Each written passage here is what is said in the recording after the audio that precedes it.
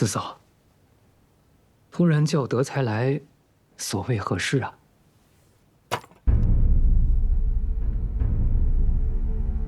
这是何物啊？怎么，你上个月才托人给芸娘带去的簪子，这会儿就不认得了？四嫂，这簪子怎么会在你手里？你还有脸问我呀？当着三哥和春花的面，装的人模人样，转过头就又去寻你那外室母子，还把人给养了起来。我若把这簪子给三哥，皮都能给你揭下一层来吧？四嫂饶命啊！四嫂饶命啊！若是把这个事给说出去，哪还有我的活路啊？都是那个李真，若不是他，我怎会在李家活得人不像人，鬼不像鬼？既然你这么恨他，我就给你个机会，只要你有胆量、有能耐，帮我做一件事，我保证让他从此滚出李家。这我哪有那个胆量，哪有那个能耐呀？此事若成，我不光在徽州给你寻一处房子，把你那外室母子接来，让你们团聚，还能给你造一个好机会，让你在李家人面前露个脸，往后谁也不会小瞧了你。将来，你想在李家成事，也不是什么难事儿。四嫂，你说的这事儿有几成把握啊？这种事，比的就是谁豁得出去。这个家，有他没我，有我没他。只要你按我说的做，此事绝无可能外露，天塌下来有我顶着。不过，你要甘愿一辈子窝囊活着，那就怪我田江月看错了人。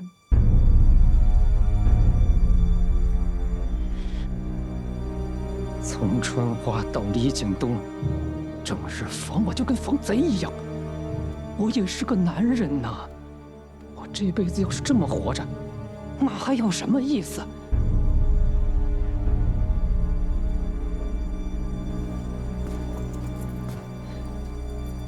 此事德才应了，任凭四嫂吩咐。这世泽墨用料与李墨传统不同，尤其这鱼鳔胶，因不是李墨常用之物，先前存料不多。如今订单上来了，我寻思着得再备些。您说的对，如今这时间来不及，磨坊人手也不够。我听爷爷说，这鱼鳔胶也是木工点漆的常用之物，不如择1、2成熟稳当的胶源，向外采购一些鱼鳔胶，您觉得如何？这样最稳妥呀。那就这么办了。好。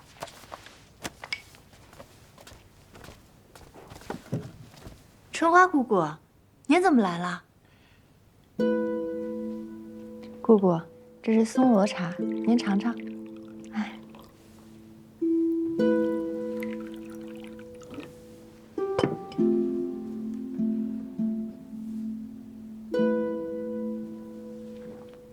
姑姑，你我姑侄2人，没什么见外的，有什么你直说吧。那德才他想回李墨继续做事。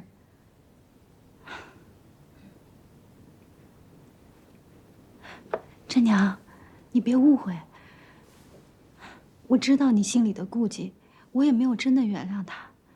他找我来找你说情，我犹豫了很久。我也不想给你再添麻烦，可自打上次事件之后，我冷眼看着他，确实老实乖顺了不少。我心想，与其困在家里面胡思乱想，那还不如给他一份磨坊的活计，好安安他的心。姑姑，您是我的长辈，按理说我不该在您面前议论是非。但姑父的事情，这之前都是我亲眼看到的。他之前那般骗你，如今又逼得我们给他一个机会。说实在的，我这心里啊，确实不好受。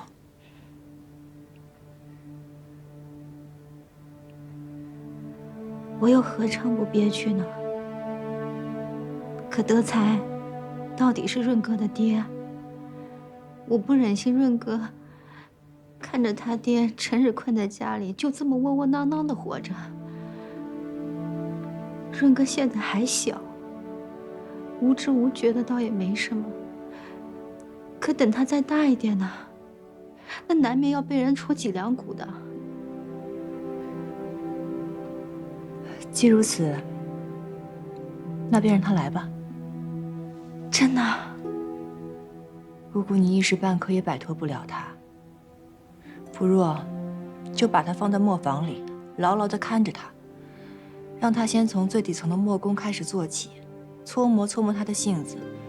若是日后真的有了悔改之心，想好好做磨，我再跟景东叔商量如何安置他。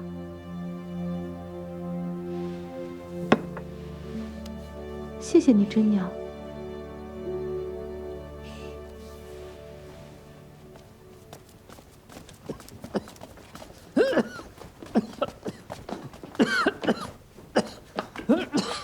你初来磨坊，就从搓灯草开始做起吧。如今这磨坊制磨，灯草用量也大，你在这里挨不着烟熏，倒也用不着费多大的力气。真娘，这个活儿对我来说是不是多少有那么点儿大材小用了？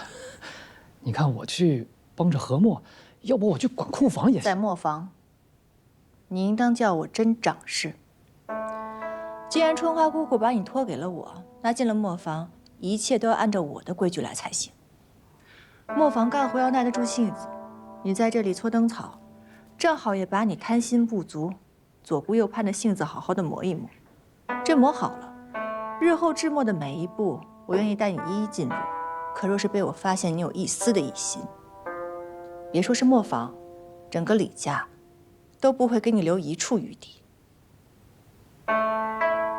姑父，我说的话，你可听明白了？那这活儿你是干得了，还是干不了？干得了，当然干得了。真掌事教训的是，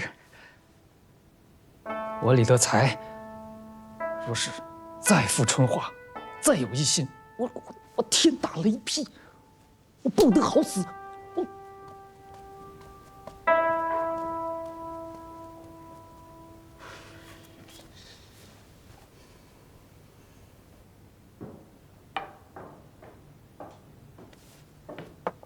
景东叔，那个混账东西呢？啊！放心吧，景东叔，眼下安排他去搓灯草了。好。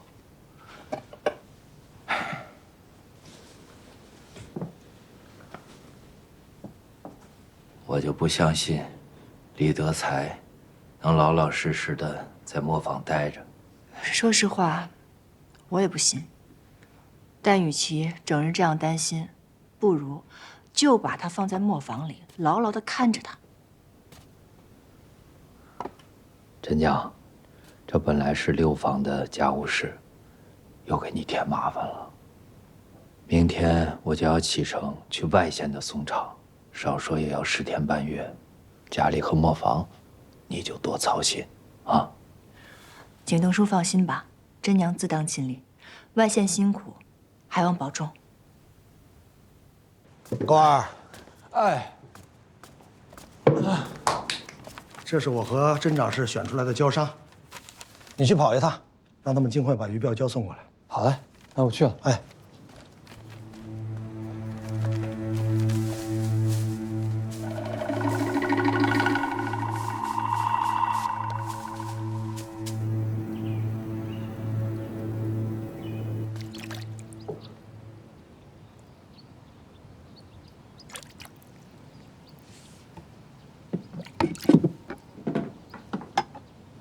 就放心吧，我的胶啊，绝对没问题。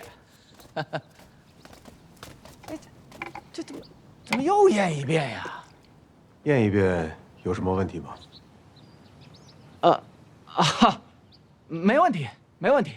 镇长室，这些胶啊，都是按照邵管事的要求制备的，自家养的鱼，刚出水就取标炼胶。这徽州方圆百里啊，您打听打听，您都找不到比我这更好的胶。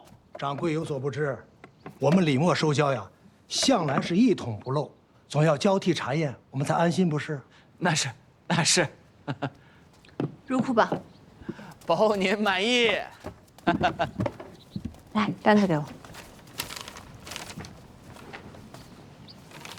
跟我来盖章。好嘞。这边。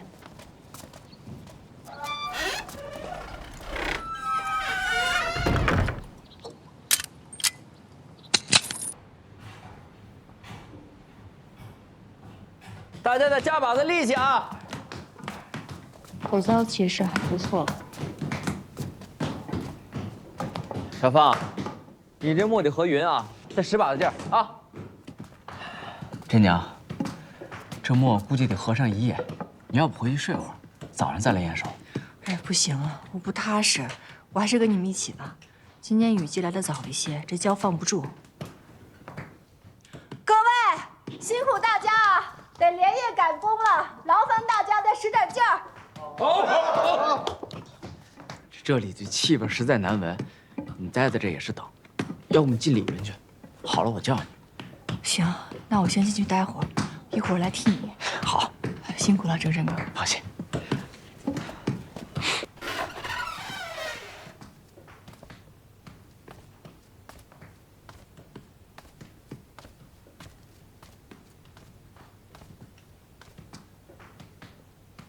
哎，你怎么来了？哦，哎呦，哎，你看，我娘熬的，怎么让你送来了？我在来磨坊的路上碰到了伯母，她说一猜你今天晚上就会在磨坊熬夜，所以给你熬了鸡汤。我呢就自告奋勇说当一回跑腿卷儿，这不就给你拿来了。可是，你怎么知道是你娘做的汤啊？我闻出来的。我娘熬汤就喜欢在里面放陈皮、黄芪，我从小喝到大的，一闻便知。哦，你这鼻子可是够灵的。我鼻子当然灵了。我们制墨世家，从小就要蒙着眼睛练习文墨、变墨。小的时候，正申哥跟我哥最讨厌练这个，但是我变得就特别的好。我总是在我爷爷和七祖母面前讨个好彩头。那个时候，只要我猜对一个，七祖母就会给我一块糖糕吃。我一开始是为了糖糕，才苦练我这鼻子的。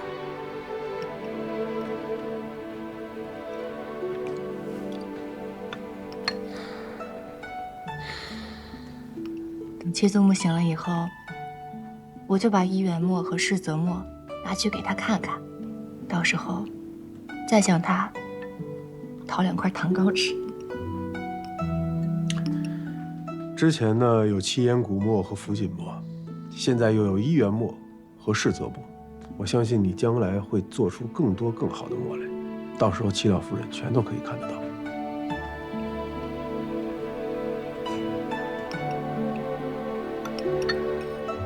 说到制墨，那也巧了，你刚来徽州的时候，我才刚刚开始学制墨，直到现在，我已经制出4块墨了。像那些老的制墨家，包括我爷爷在内，一生最多也不过是做出几块好墨。我能有这样的机缘，竟都跟你有关。哼，那你就得说，我的眼光天下独一份儿，投谁忘谁。也不知道是谁，因为过墨一事把自己差事都弄丢了。哎，你还是好好跟着我，想想怎么咸鱼翻身吧。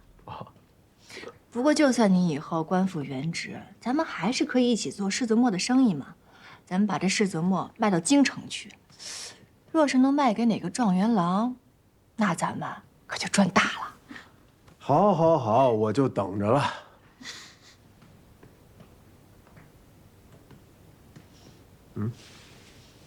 什么味道？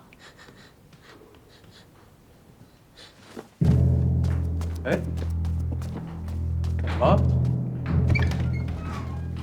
大家快停下！快停下！统统停下！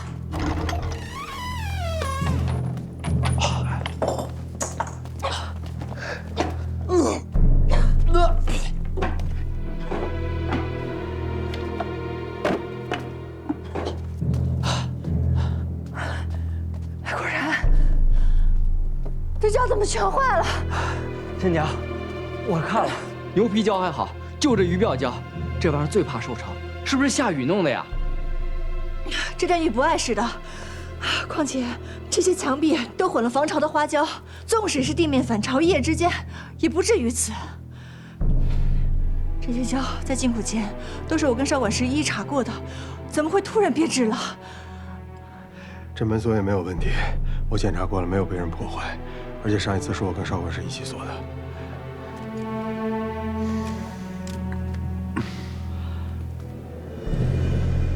车神哥，启东家，今晚所有河的墨熬的胶通通不能倒，还有，今晚河墨的工人们，让他们暂且在这里先住一晚上。这件事情调查清楚之前，务必要保密。放心吧，钥匙给你。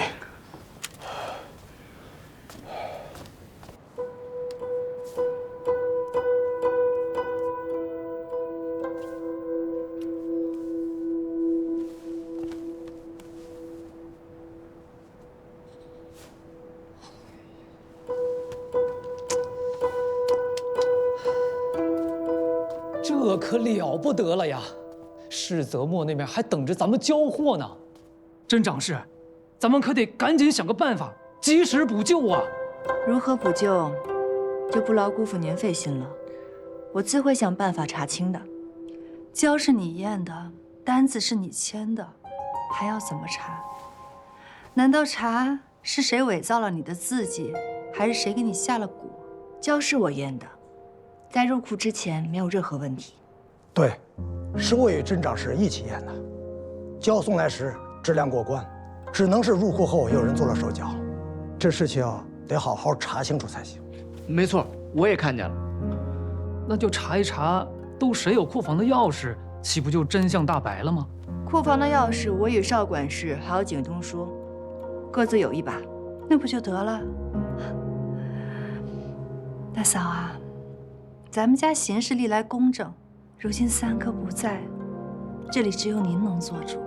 甄丫头掌事啊，明显能力不足，依我看，就应该先撤了她的掌事权。蒋月，再来看看这窟窿捅得有多大，该怎么补。四叔母，事情没有查清楚之前，掌事权我是不会交出来的。甄娘，大伯娘，眼下首要之事是理清真相，把原材料补齐，将这批世泽墨赶出来。为了这批墨，我也不能往后撤。待交了墨，若真的查出是我的疏忽，不用大家说，我自己回到七祖母面前请罪。甄娘，如果重新做墨的话，还来得及吗？立刻补救总是能赶的。好，我平日在这个家里说话一直也是没什么分量，可今日三哥也不在，这个家里好歹总得有个男人出来撑撑腰，这事情才好商量不是？你不要说这些旁的，你有话直说。德才，有什么话想说，单说无妨。这几日我是听说，自打咱们家用了挖掘出来的松脂油做墨这件事情传开了之后，各地都有效仿，做得好的呢也有那么几家。恰巧我与这几家的掌事都还算是相识，眼下时间紧迫呀，何不让我去走上一趟，将这些与世泽墨相仿的墨买回来一批，以解燃眉之急呀。这好像也是个法子。姑父已经卸了跑商的差事，没有想到如今对外头的消息还依旧是灵通的很呢。这也是没办法的办法呀。大嫂，若是您觉着这个法子可行的话，那您就支我一些银两。哦，对了，以我现在这个身份去跟人家谈，怕是有不妥。这事若是要谈成，还请甄长士暂借我名印用上几日。姑父今磨坊不到半个月的时间，这灯草没有搓出几根，原来心思都放在这方面了。我今儿就把话撂在这儿了。如今李家掌事的人是我李真，你想要的钱一分没有，掌家名印更是想都别想。世泽墨就是世泽墨，拿别的墨来交付那就是欺诈。交不了墨，我宁可赔钱，也不会做这自欺欺人的生意。甄长士，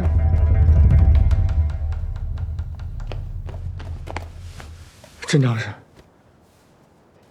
张术士带着学政来磨坊了。学政，他们去磨坊做什么？术士听说世泽墨出了问题，前来讨个说法。听说，又是听说。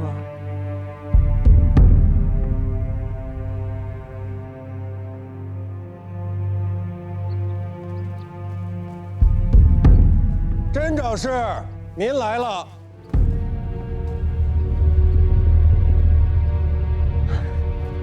学政大人一早来访，李默长是李真有事远迎，还请见谅。李长师，李默研制的世泽墨，造福徽州寒门学子。世泽墨已经成为徽州学子参加秋闱的首选，这本是一桩美态。不过，本官听张术士他们说，你们正在做的世泽墨出了问题。此墨可是本官亲自赐名推荐的，如果真要是出了什么差池，我怎么向学子们交代啊？少管事，我们的墨出什么问题了吗？没有呀。狗儿，你有听到什么吗？这我们都不知道，也不知道这谣言您是从何得知的呀？李真，就是从你们磨坊听来的消息。我们磨坊，张塾师还认识我们磨坊中人呢，不知道是哪一位。你管我听谁说的？你就说你们制墨的胶是不是出了问题？所有做出来的世泽墨是不是都成了废墨？若因此坏了学政大人的官声，学子们再闹僵起来，你们承担得了后果吗？绝无此事。学政大人，我们李默在徽州已有100余年的声誉，从来没有做过失信的生意。李真向您保证，交付日期一到，李默必如数交付。既然你说墨能如实交付，那就带大家去看一看我们订的墨是不是真的没什么大碍。请。哎，大人有所不知，我们制墨有一规矩，制墨重地，闲人不可亲近。什么破规矩啊！我看你就是心里有鬼。我们甄长士还没让您进呢。大人，您有所不知，这制墨程序复杂，稍有不慎就有变质的风险。况且这交付日期尚未到，本就没有上门为难我们的道理。若是强行进入了，这墨真坏了，那到时候我如何向学政大人您交代呀？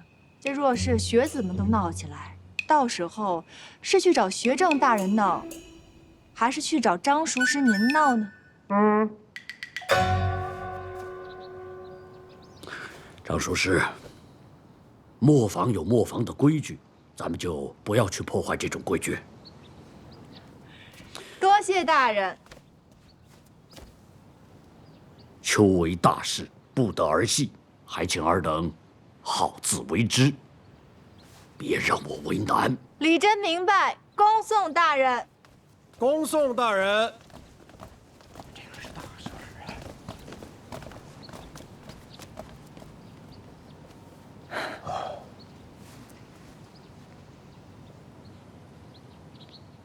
在学堂上都听得懂吗？大嫂，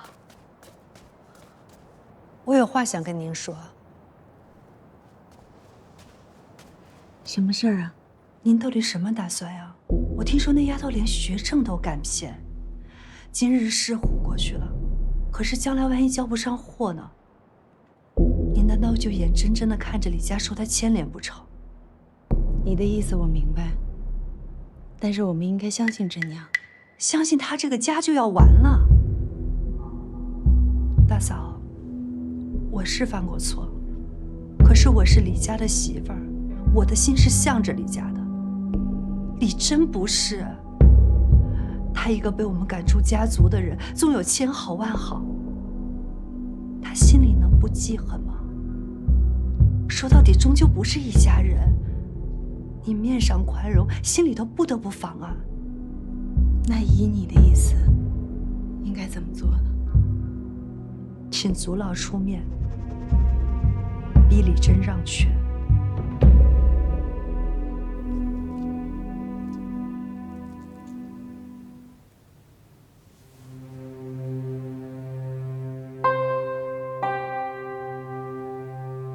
眼下时间紧迫呀，何不让我去走上一趟，将这些与世泽墨相仿的墨买回来一批，以解燃眉之急呀。世泽墨就是世泽墨，交不了墨，我宁可赔钱，也不会做这自欺欺人的生意。世泽墨已经成为徽州学子参加秋闱的首选。如果真要是出了什么差池，我怎么向学子们交代啊？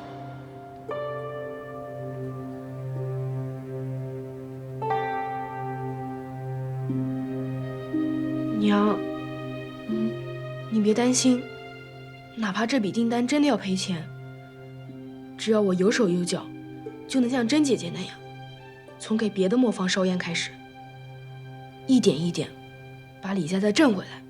好孩子，你现在最重要的就是好好念书，其他的事情你都不用管，啊。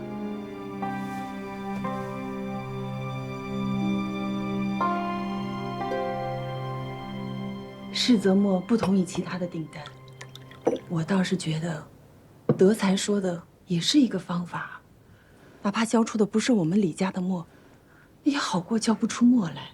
学政大人的话你也听到了，如果真的交不出墨，影响了秋闱，那是要坐牢的。大伯娘，您想想，我们磨坊刚出事儿，这李德才就有了全套的对策。先说要收墨，之后又说要交银子，甚至还要我们掌家明印。这磨坊戚东家看得牢牢的，绝不会走漏任何的消息。可是这转眼学政就来了，您仔细想一想，这一切绝对跟李德才有关。你的意思，这些都是德才搞的鬼？没错。这怎么可能？他哪有那个胆子？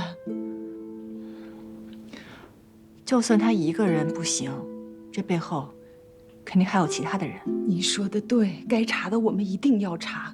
可是现在最重要的是交墨，交墨，你知道吗？现在唯一的方法就是德才出的这个主意，你为什么不愿意试试呢？大伯娘，我跟您说了这么多，您怎么还听不明白啊？我若是真的听了李德才的，那咱们李家就真的完了。真娘啊，你是不相信他，还是怕别人动了你掌事的位置？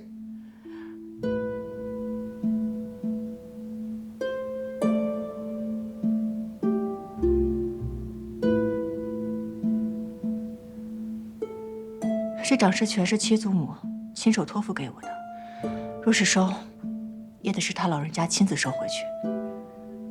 李墨，我不会交给别人的。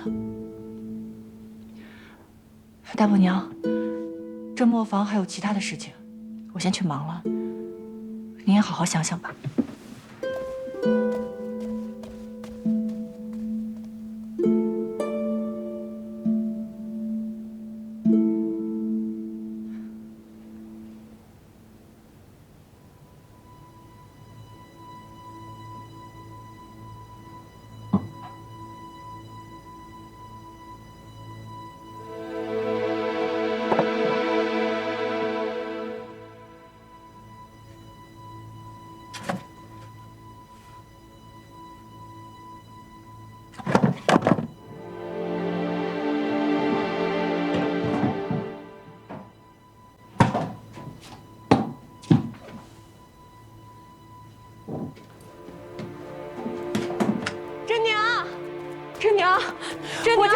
回事了？不好了，大伯娘把李氏族老都请过来了，现在让你回主家去回话。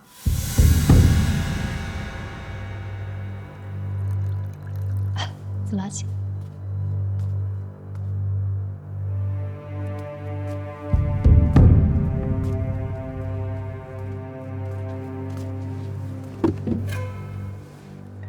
真娘见过诸位族老。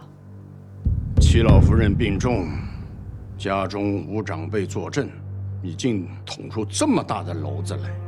要不是孙氏告知我，恐怕李默毁在你的手上，也未可知。为李默长远计，你把长家名印交出来吧。真娘刚刚来此，就受到族老们一顿数落，也容真娘为自己分辨几句。如今余交一事，我已查明，还请各位族老明断。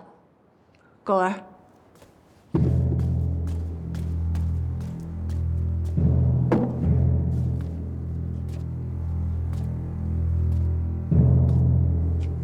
有劳四叔母。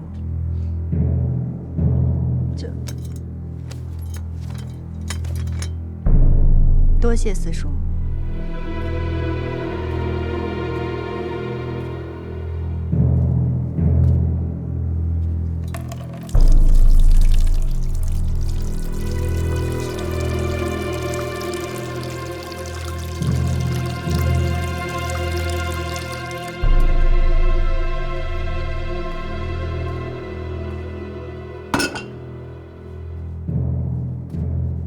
诸位族老，请看。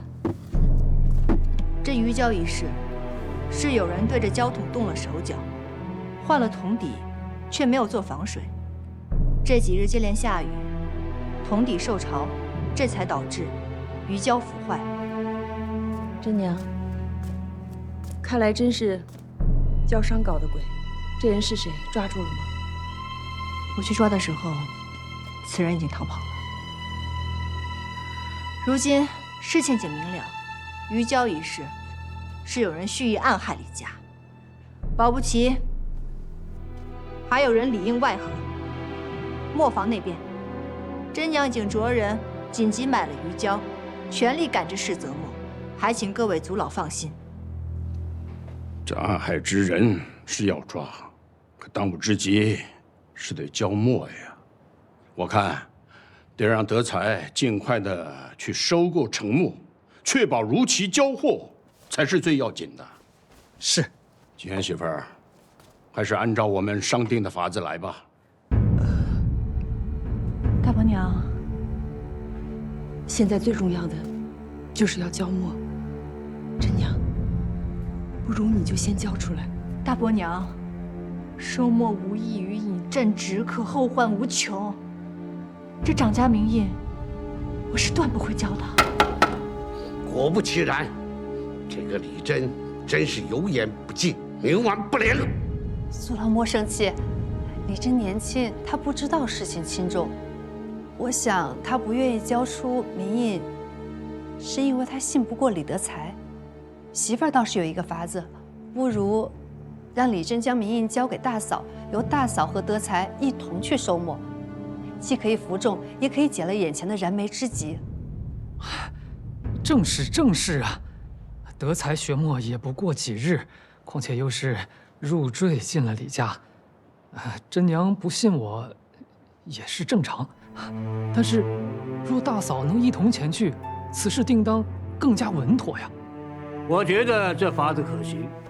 景元媳妇宅心仁厚，在戚老夫人身边最久，这事你来办。德才，哎，你辅佐一下。是。李德才，我真是给你脸了是不是？我不信你，难道你自己不知道为什么吗？你饲养外室在先，又瞒着春花姑姑倒卖生妻敛财。若不是春花姑姑一再苦苦相求，我又怎会放你来磨坊上工？刚来磨坊没有几日，便出了这鱼胶之事。你此等吃里扒外之人，又怎会如此好心对李家？我问你，你跟那些墨商们是不是早就勾结好了，就等着赚李家的银子呢？还是说，这鱼胶一事里应外合之人就是你。啊！李真，你不想交出掌家名印，就往我头上扣屎盆子。我虽是一个赘婿，人微言轻，那也不能允许你平白无故的这么冤枉我呀！李德才，我为了李家，那是鞠躬尽瘁，一片丹心呐！哎呀！上次李真在族长面前竟敢对长辈动粗，真娘！田江月，你这上蹿下跳的，别以为我不知道你想干什么。你今日不就想借族老和大伯娘之手，逼我交出掌家名义，逼我离开李家吗？我告诉你，今时不同往日了，我不会随了你的愿。若是被我查出这幕后之人有你一份儿，我定不会轻饶。真是狂妄之极！今日我们将根据祖宗的规矩，拟一份公议，即刻罢黜你的掌家之位。祖宗规矩？什么祖宗规矩啊？各位族老怕不是忘了，我们八房早已被除族。若是真计较起来，我李真压根就不是什么李家人，而你们也根本管不了我。岂有此理！这不是找回一个白脸狼吗？我若是白眼狼，那你们这些族老便是被猪油蒙了心。敢问各位族老，我帮李家复原出七烟古墨之时，被他们诬陷偷磨坊的时候，你们在哪儿啊？这磨坊被毁，我挽回墨商，重建磨坊之时，你们又在哪？宋温肆虐，他田家强征宋采时，我李真想出了松之油，帮助李家度过了一次次难关。这桩桩件件，难道你们都忘了吗？出事之时，未曾见你们帮过李家一次，可如今不分青红，却偏袒这些小人。我告诉你们，这李家是七祖母亲手交给我的，除非七祖母她老人家醒了，亲自来拿，否则任凭谁也休想拿走这掌家名印。真是反了天了！来人，将这忤逆女拿下，将掌家的名印给我搜出来！我看谁敢！李氏全族已不再认这个掌家人了，你们怕什么？给我上！谁说无人认他？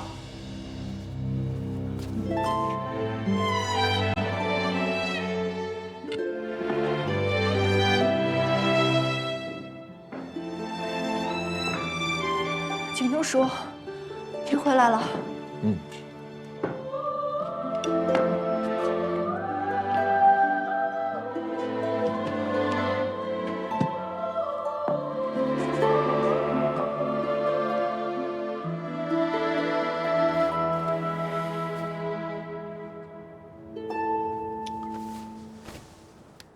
晚辈李景东有礼了。各位长辈，请安坐。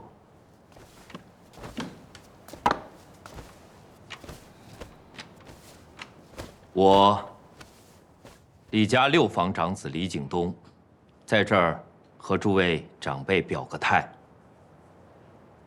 我侄女李真，就是李家的掌家人。谁有不服，尽管来找我。三哥，你忘了你的腿了吗？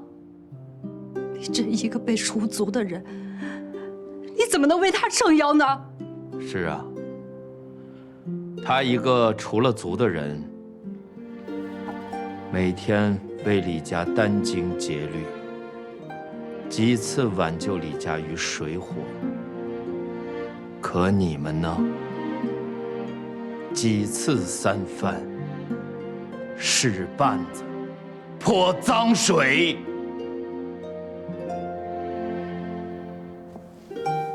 各位长辈，我侄女李真，我可以一力担保，请给她5日的时间，届时一定给大家一个真相，并且给出按时交付订单的法子。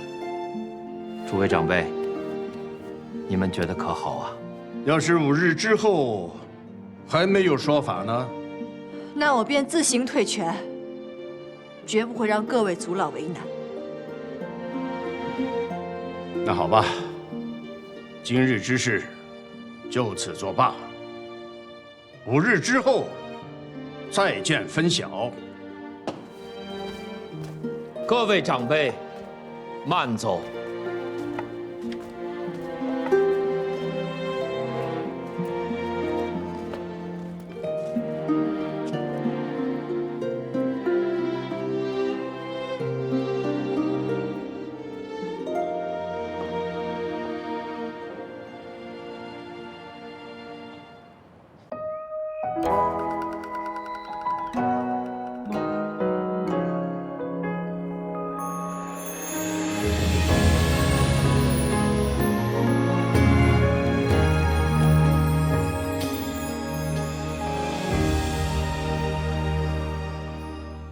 小妆映铜镜，胭脂成红衣。回墙青砖掩饰里，孤雁落成萍，孤芳难自已。过往细细无归期。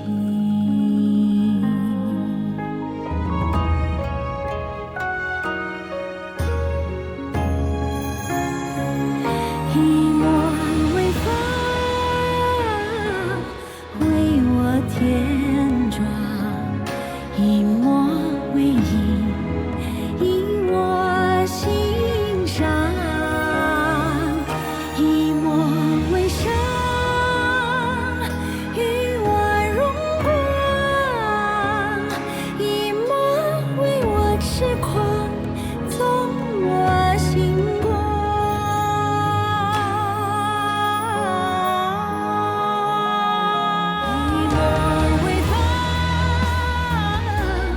为我添妆，一抹微影引我心上，一抹微笑与我荣光，一抹为我痴狂纵我心光。